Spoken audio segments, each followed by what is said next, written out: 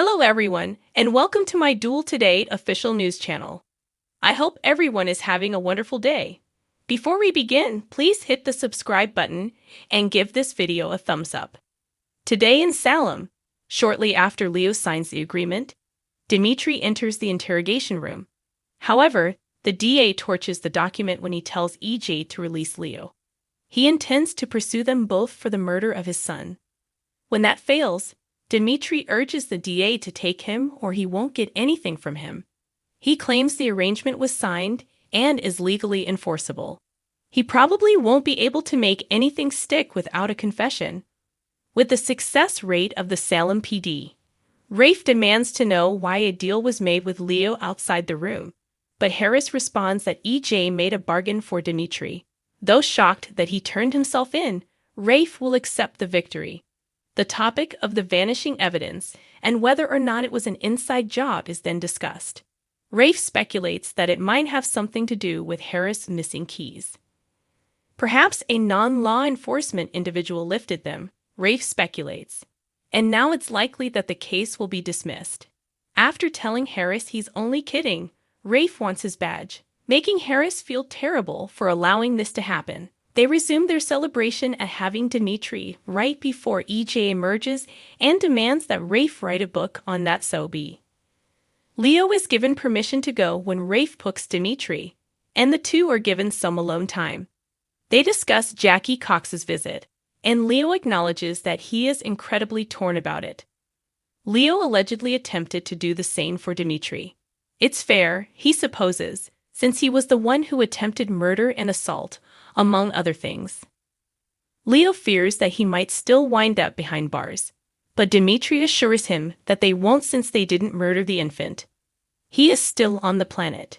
Before Rafe enters to lead Leo outside, he freaks out and begins to yell. Dimitri tries to calm him down. Meanwhile, when Stefan surprises Ava in the shuttered bistro, he gives her the creeps. When Gil died, Clyde gave him the keys.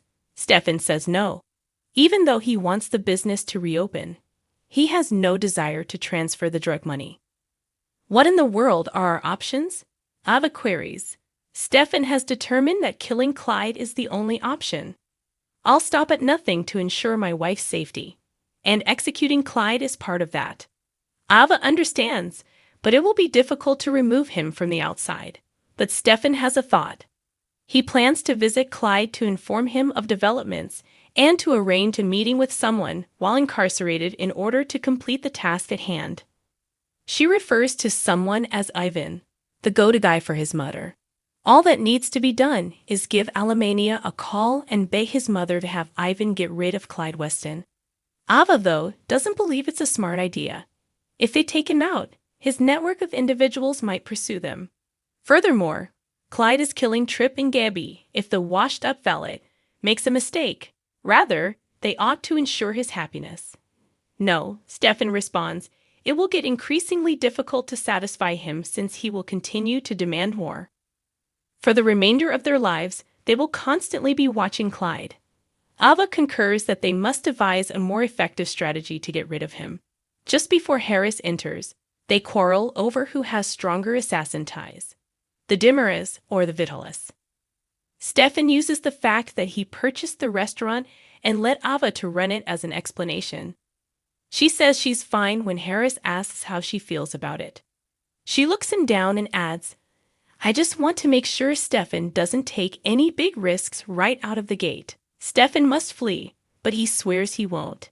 They will talk about the waste management plan when he returns before he goes. Although Ava is happy to see Harris, he needed some encouragement. Emma tries to reassure him that it wasn't his fault when he tells her about the missing keys and proof. She was likewise blind to what had happened to the keys. Apologies. Stefan summons Vivian outside. In Kayla's office, Sloan is requesting that Nicole and Eric halt the DNA test. Though Nicole is aware of the specific reason behind her anxiety, the truth is about to come out. Sloan looks her down and becomes even more irrational. Eric reassures her that they must proceed. She shrugs and says fine. Go ahead. Nicole grabs the exam, cracks it open, and then nothing in the DNA matches. She's unable to comprehend what transpired. Nicole isn't sure if Eric and Sloane mean it. When Kayla enters, she asks if they need any assistance with interpretation. Nicole asks whether there was a mistake, practically crying. Furthermore, Kayla claims that the baby's DNA was not compared to her own.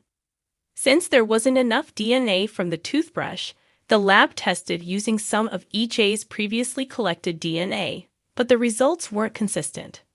Oh, the wonders of Sloane. Surely EJ is the baby's father without a doubt.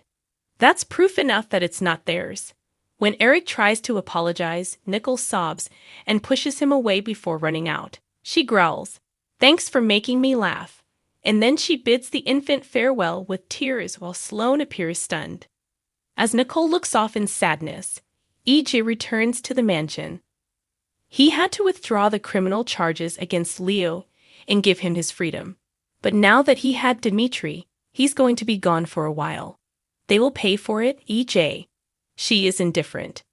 She was under the impression that their child was still alive, but now that she knows otherwise, she must accept his death.